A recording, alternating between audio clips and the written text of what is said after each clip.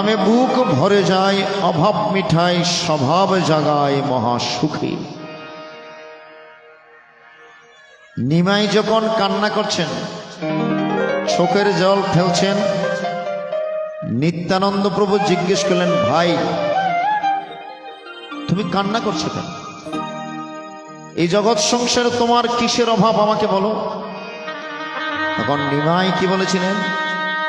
অভাব না থাকিলে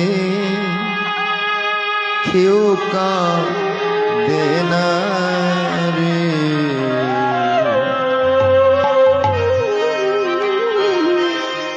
অভাবে পড়িলে সকলে কাঁদে ভাই রে, অভাব না থাকিলে কেউ কাঁদে না রে।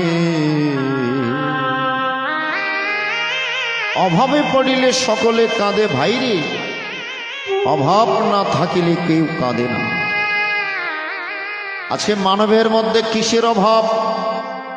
টাকা পয়সার নয়, বাড়ি গাড়ির নয়, ধন সম্পদের নয়, ঐশ্বর্যের নয়, একটা জিনিসের বড্ড অভাব, সেটা হচ্ছে ভক্তির অভাব, ভাবের অভাব। সে অভাবটুকু পূরণ করার নিমিত্তার্থে আমাকে সংসার ছেড়ে সন্ন্যাসে যেতে হবে, আমাকে নাম বিলাতে যেতে হবে।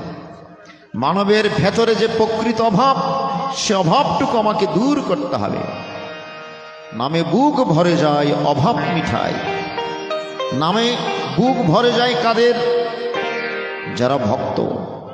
মশ্চিত্ত মদগত প্রাণা বোধন্ত পরস্পরম কথন্ত সমাং নিত্যং তুষ্যন্তি চ রমন্তি চ। গীতার 10ম অধ্যায়ে এই 9 নম্বর শ্লোকে ভগবান বলছেন, ভক্তের প্রকৃত আহার কি, ভক্তের প্রকৃত খাদ্য কি। এই শ্লোকের মধ্যে ভগবান বলে দিয়েছে, যারা প্রকৃত ভক্ত তারা কি আহার করে আনন্দ পায়।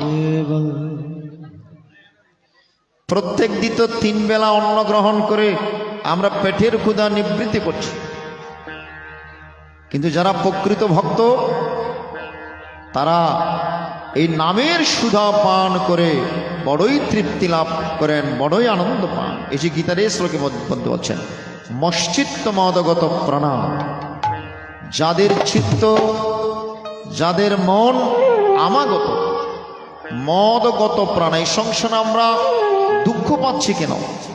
হাজার ধন সম্পদ থাকলেও আমরা কেন কষ্ট পাই, আমরা কেন দুঃখ পাই? চৈতন্য চরিতামৃতের মধ্যে বলা আছে, যাদের মন কৃষ্ণন্মুখী নয়, যাদের মন নামমুখী নয়, শত থাকলেও তারা সংসারের মধ্যে দুঃখে থাকে, কষ্টে থাকে। আর যাদের মন কৃষ্ণন্মুখী, যাদের মন নামমুখী, জড়জাগতিক শত কষ্ট থাকলেও ভেতরে একটা তারা পারমাত্মিক আনন্দ লাভ করে। এই জন্য মশ্চিত্ত মদগত প্রণব বোধন্ত পরস্পরম। যাদের মন আমাগত,